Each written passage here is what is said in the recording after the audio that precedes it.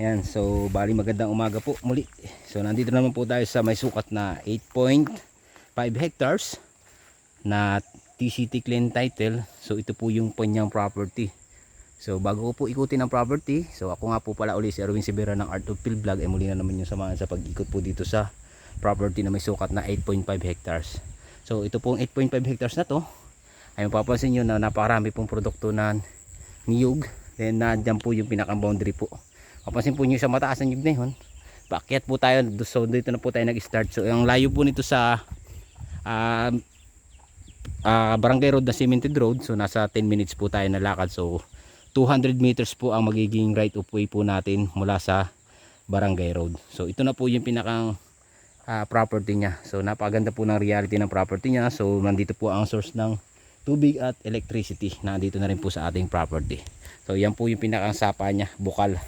Yan po ay umaagos. Yan, sapa po ito dito sa loob ng property. Then napakaganda po. Yan po yung pinakang area niya. Napakarami po nito na nilalamang produkto. So mayroon din po tayo dito ang only na running water. Yan po yung source of water natin dito. Yan. So ito po ay running water to. Yan na po yung tao dito, yung nag-caretaker po dito sa property. Yan po mapapansin natin na marami po talagang produkto. So sa description ng video natin ilalagay. At ito pong property na ito ay talagang panalo tayo sa 8.5 hectares. So nagkakalaga lang po siya ng 2.5 M. Yan ay TCT clean title po ang kanyang dokumento. Yan. Napakaganda po ng 8.5 kasi ito pong 8.5 hectares na to ay talagang masasabi natin na productive. Yan, napakarami po nito na hardwood at fruit bearing mga nasasakupan. Sa nyug naman po, napakaganda at napakalakas mamunga. So marami po itong nilalamang niyog na mga kababaan na mga hindi nabunga at yung po mga nabunga.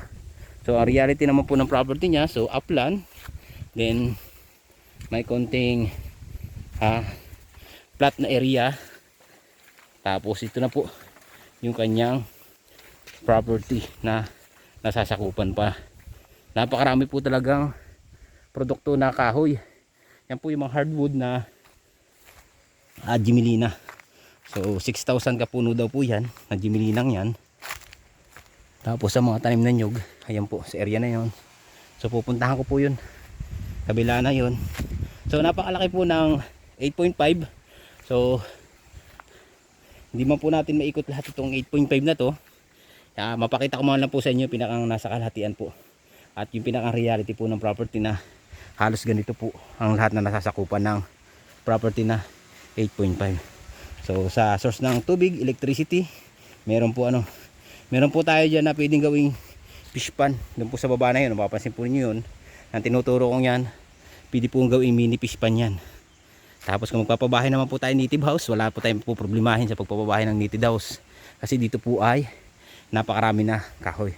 So bago ikutin, yung mga hindi pa dyan naka-likes, subscribe, pakipindot na rin po yung ating notification bell para lagi tayong updated sa mga video po nating ina-upload na property. Yan, ikutin na po natin, tara po sa loob. Yan, so nandito tayo sa may taas ng pinakang overlooking po ng property. So inakyat ko po hanggang sa may taas. Yan, talagang mapapansin po natin talagang puro kahoy po ang nilalaman nito, mga hardwood po na Gimelina. So yung nyug po nandun po sa may part na baba. So sa description na lang po natin na ilalagay yung pinakang bilang po ng nilalaman nitong property na 8.5. So napakalaki po ng 8.5. Iniikot na po natin. So medyo may kasukalan po yung 8.5 hectares. Yan. So inikot ko po para mapakita ko po sa inyo yung pinaka reality niya, no. So napakaganda po nitong farm. Dahil ito po ay napakamura lang binibenta ni seller. So ito po ay ready to transfer din po sa makakabili po na property na 8.5. So binibigay lang po ito ni seller ng 2.5 M po.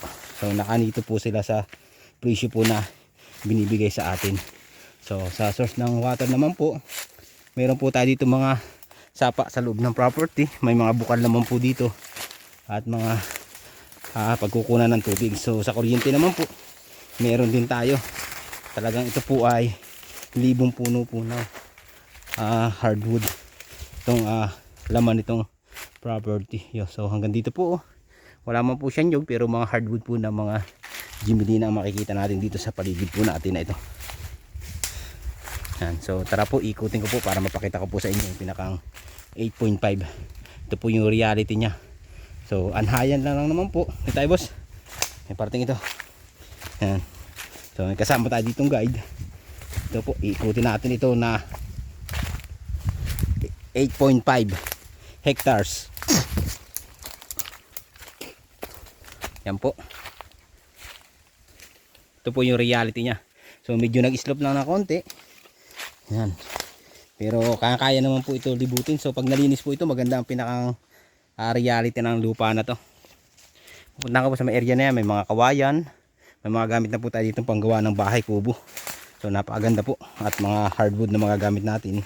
So hindi na po tayo bibili, nandito na po sa mismong property manggagaling yung panggawa ng bahay. So ang kagandahan po nito ay panalo tayo kasi 8.5 hectares. So 2.5 M lang po binibinta sa atin ni seller. Napakamura po niyan. Nasa 29 pesos lang po per square meter. Tapos ang layo naman po sa town proper po ng Lopez. So nasa 15 kilometers lang naman po tayo. Tapos mula naman po provincial papasok dito sa property ay nasa 20 minutes po tayo. Tapos may lakad po tayo dito na 10 minutes. So meron po itong right of way na bigay na sa atin. Mismong si seller po yung nagbibigay ng right of way. Personal po natin sila makakausap na talagang sila mismo ay pipirma sa bibigay nilang right of way. So wala naman po magiging problema na kasi 4 meters pa daw ang ibibigay nila sa atin na right of way. Dito po pasok sa property na 8.5 hectares. And so nandito na po tayo sa may baba naman. Galing naman tayo dun sa may upland. Yan po area na yan. So mapapansin natin sa paligid natin talagang puro hardwood pa rin na Jimelina. So dito naman po yung may sakop na area na nyuga naman po sa area na to. Yan, yung nyuga naman po niya na papagkunan ng produkto na niyuga. Ito po, napakaganda po talaga ng property na 8.5 hectares na TCT clean title po.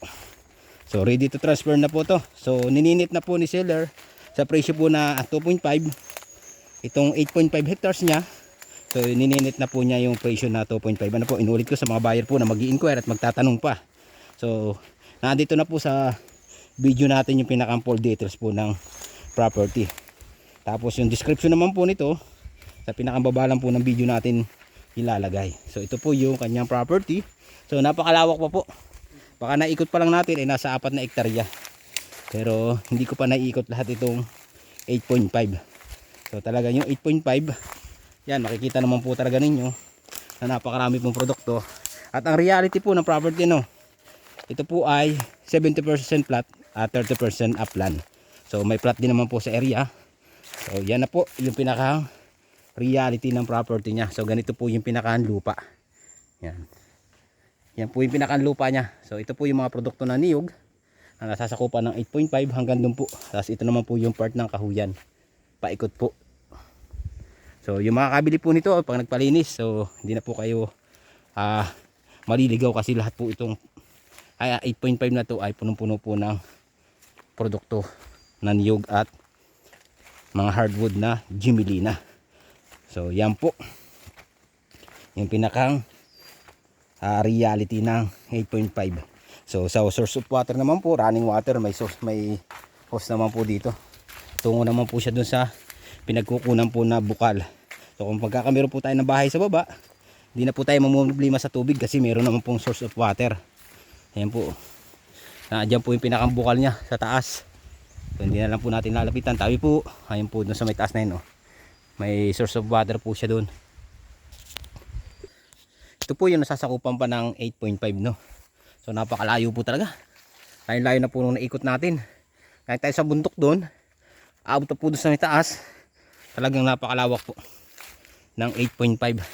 Ayun po kasama ko sa taas na yun, naglalakad pa. So medyo may ulanin na. So para maipakita ko lang po sa inyo yung 8.5 hectares. Ito na po yung pinakang reality niya. Talagang napakalalaki ng mga kahoy. Yan. Ito na po. Ito naman yung kaboundarihan niya. So bumaba tayo. Ito po mga yung ito, nadadalhan pa po ito ng 8.5. So dyan, Baka dito yung magiging boundary po natin dahil may mga kakawati po sa area na to. Sa inyo, ganun yung kabila na yan. Farm na rin po yan. Yan naman po yung 3.2 hectares na pinabibinta po ni seller na 2.6 M. Kabila po na marami naman po siyang produkto. Paras lang po ang layo at paras lang po sila may right of way. Yan, ito na po yung 8.5 na 2.5 M. So net po si seller sa presyo po nila na binigay na 2.5 sa atin. Dahil malaki po ang property. So napakamura. 29 pesos. Inuulit ko. Napakamura ng 8.5 hectares. So ito po yung pinakang property niya. So na yan po yung mga boundary niya. Ito po yung mga muhon. Yan, mga kakawati. Natin ko na dito pa ang muhon ito. Ito po yung mga kakawati.